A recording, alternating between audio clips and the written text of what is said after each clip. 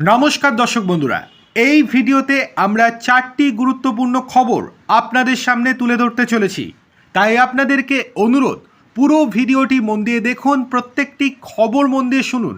ভালো লাগলে like, comment, share এবং চ্যানেলটিকে সাবস্ক্রাইব করতে একদম ভুলবেন না।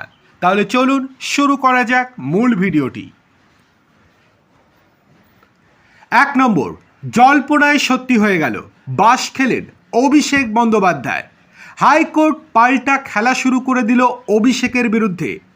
আপনাদের অনেকের মধ্যেই একটু সন্দেহ ছিল হাইকোর্ট কাজের কাজটা করবে কিনা, কিংবা অভিষেক হাইকোর্টে গিয়ে গ্রিন সিগন্যাল পেয়ে যাবেন কিনা। কিন্তু হাইকোর্টে অভিষেকের কোনো জোর জুলুমি চলল না, পাল্টা অভিষেকের হাত পা বেঁধে দিল হাইকোর্ট। গত কয়েকদিন আগেই অভিষেকের আইনজীবী হাইকোর্টের মাননীয় বিচারপতি কৌশিক চন্দ্রের এজলাসে আবেদন করেছিলেন অভিষেকের বিদেশ যাত্রার জন্য। তখন তিনি জরুরি শুনানির আবেদন করেছিলেন, কিন্তু বিচারপতি সাফ জানিয়েছিলেন এই মামলার জরুরি শুনানি সম্ভব নয়। বলেছিলেন সোমবার এই মামলার শুনানি তিনি শুনতে পারেন দ্বিতীয় হাফে। কোনো নিশ্চয়তা দেননি। আমরা গত ভিডিওতেই বলেছিলাম সেটা। গতকাল এই মামলার শুনানি হয়নি জাস্টিস কৌশিক চন্দ্রের এজলাসে। তারপরেই বাবুর রাগ হয়। তড়িঘড়ি অভিষেকের আইনজীবী এজলাস বদল করে বিচারপতি সৌগত ভট্টাচার্যের এজলাসে নতুন করে আবেদন করেন। বিচারপতি মামলাটি গ্রহণ করতেই ফের মামার বাড়ির আবদার করে বসেন অভিষেকের আইনজীবী। কিন্তু এখানেও সেই একই ধাক্কা, জরুরি শুনানিতে না বলে দেন মাননীয় বিচারপতি সৌগত ভট্টাচার্য। বিচারপতি সাফ বলেন এই মামলার কোনো গুরুত্ব নেই যে তড়িঘড়ি শুনতে হবে। আপনার মক্কেলের এত কিসের তারা? আদালতের যখন সময় হবে তখন এই মামলা শোনা হবে। অনেক গুরুত্বপূর্ণ মামলা বর্তমানে বিচারাধীন, সেইগুলোকেই আগে অগ্রাধিকার বা প্রায়োরিটি দেয়া হবে। বাধ্য হয়ে হার মানেন অভিষেকের আইনজীবী।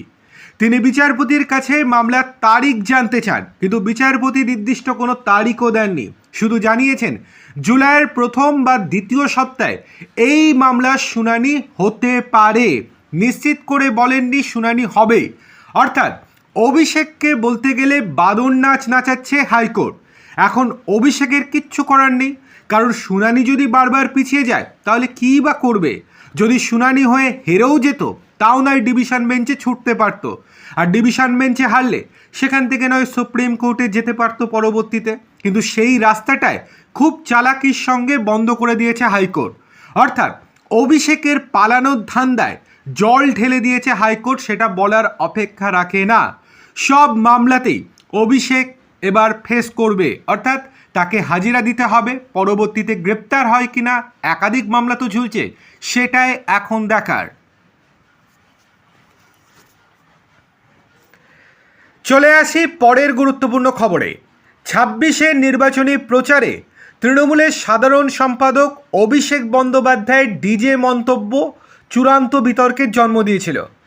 একইভাবে বিতর্ক তৈরি হয় প্রাক্তন মুখ্যমন্ত্রী তথা তৃণমূল সুপ্রিমো মমতা বন্দ্যোপাধ্যায়ের একটি মন্তব্য ঘিরে। জনসভা থেকে বিজেপির উদ্দেশ্যে তার মন্তব্য ছিল, একটা বিশেষ সম্প্রদায় জোট বাঁধলে হিন্দুদের শেষ করতে 1 মিনিটও সময় লাগবে না। এই নিয়ে কোনো মামলা দায়ের না হলেও পরবর্তীতে তা হয়। সোমবার বিধানসভায় গুন্ডা দমন বিল পেশ হওয়ার পর বিলের প্রয়োজনীয়তা ব্যাখ্যা করতে গিয়ে মমতা বন্দ্যোপাধ্যায়ের সেই মন্তব্যকে হাতিয়ার করলেন পুর ও নগর উন্নয়ন মন্ত্রী অগ্নিমিত্রা পাল। তার কথায় ইঙ্গিত এটাই যে গুন্ডা দমন আইন এলে এই ধরনের উস্কানিমূলক মন্তব্য করলেও শাস্তির আওতায় আসবে।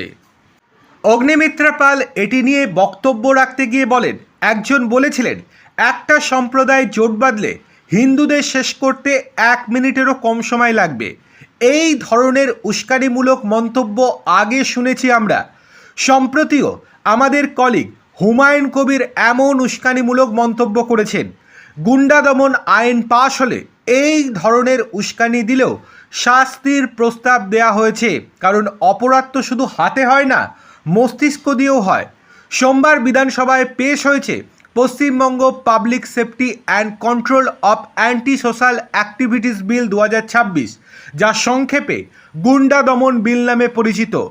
এই বিল পাশ করিয়ে লুটের সম্পত্তি উদ্ধার করাও সরকারের লক্ষ্য বলে জানা গিয়েছে। বিলের খসড়ায় বলা হয়েছে, কমিশন চাইলে ক্ষয়ক্ষতির প্রকৃত পরিমাণের চেয়েও দ্বিগুণ দৃষ্টান্তমূলক ক্ষতিপূরণ বা জরিমানা আদায় করতে পারে। এখানেই শেষ নয়, বর্তমানে যে আইন রয়েছে তা অন্তত এই বাংলায় আইনের শাসন কায়েম করে রাখার জন্য যথেষ্ট নয়। বিলে পুলিশ বা তদন্তকারী সংস্থাকে বিপুল ক্ষমতা দেওয়া হয়েছে। চলে আসি পরের খবরে, অর্থাৎ 3 নম্বর খবরে। মুখ্যমন্ত্রী শুভেন্দু অধিকারীর হুঁশিয়ারি 24 ঘন্টার মধ্যেই পদক্ষেপ করল পুলিশ। গ্রেপ্তার করা হলো নওদার বিধায়ক হুমায়ুন কবিরের বিতর্কিত সভার 3 আয়োজককে। ধৃতদের নাম গোলাম মুস্তাফা, মোহাম্মদ আমিনুল হক এবং আনিসুর রহমান। সোমবার রাতেই 2 পৃথক অভিযানে তাদেরকে পাকড়াও করে পুলিশ। সম্প্রতি মুর্শিদাবাদের রেজিনগর এবং শক্তিপুরে সভা করেন আম জনতা উন্নয়ন পার্টির বিধায়ক হুমায়ুন কবির। সেখানে বক্তৃতার সময় তার কিছু মন্তব্য উস্কানিমূলক বলে অভিযোগ উঠেছে। তা নিয়ে মুর্শিদাবাদের রেজিনগর এবং শক্তিপুর থানায় জোড়া এফআইআরও রুজু হয়। হুমায়ুনের মন্তব্য বিতর্কের আঁচ পড়ে বিধানসভার অধিবেশনেও। সোমবার বিধানসভায় বক্তৃতার সময় ওই মন্তব্যের পরিপ্রেক্ষিতে পুলিশি অ্যাকশনের হুঁশিয়ারি দেন মুখ্যমন্ত্রী শুভেন্দু অধিকারী। হুমায়ুনকে নিশানা করে তিনি বলেছিলেন, যারা ওকে ডেকেছিল তাদেরকে আগে তুলব, তারপর আপনার কাছে যাব, যা করার করব, আমি আশ্বস্ত করছি। ধরে রাখুন, এটা ওর শেষ বক্তব্য। এই সরকার আইনের শাসন প্রতিষ্ঠা করবে। মুখ্যমন্ত্রী আরও বলেন, এনাফ ইজ এনাফ, অর্থাৎ যথেষ্ট হয়েছে, সময় এসেছে এই ধরনের লোককে সবক শেখানোর। হুমায়ুনকে সংযত হওয়ার জন্যও বলেন তিনি। মুখ্যমন্ত্রীর এই সতর্ক বার্তা 24 ঘন্টার মধ্যেই এবার 3 জনকে গ্রেপ্তার করল পুলিশ। রেজিনগর থানায় দায়ের হওয়া মামলায় গ্রেপ্তার হয়েছেন গোলাম ও আমিনুল।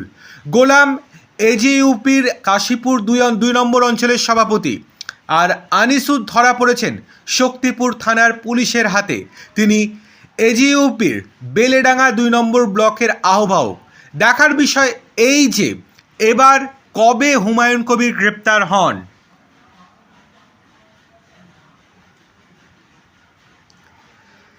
চলে আসি পরের গুরুত্বপূর্ণ খবরে। সব্যসাচী দত্ত এবার এনফোর্সমেন্ট ডিরেক্টরেট অর্থাৎ ইডির আতস কাছের নিচে।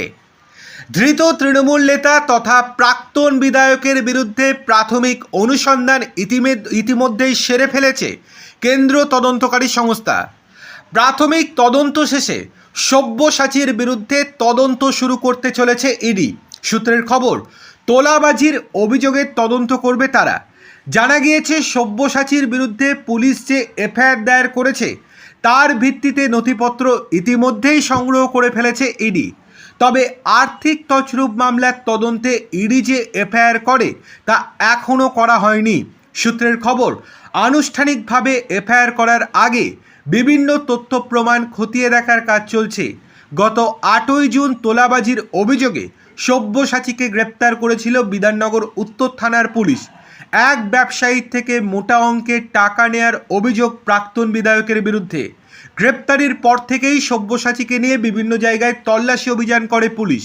সব্যসাচীর রাজারহাটের ফ্ল্যাট এবং ব্যাংকের লকার মিলিয়ে প্রায় 3.5 কেজি সোনার সন্ধান পেয়েছিলেন তদন্তকারীরা। পরে তার ঘনিষ্ঠ তৃণমূল নেত্রী তথা নদিয়া জেলা পরিষদের সদস্য টিনা ভৌমিক সাহার প্রত্যেক বাড়িতে তল্লাশি চালিয়ে আরও 3 কেজি সোনা উদ্ধার করে পুলিশ। এছাড়াও 1.5 কেজির বেশি রূপো উদ্ধার হয়। তদন্তকারীরা জানতে পেরেছেন যে তোলাবাজির টাকা দিয়ে সোনা কিনে রাখতেন সব্যসাচী।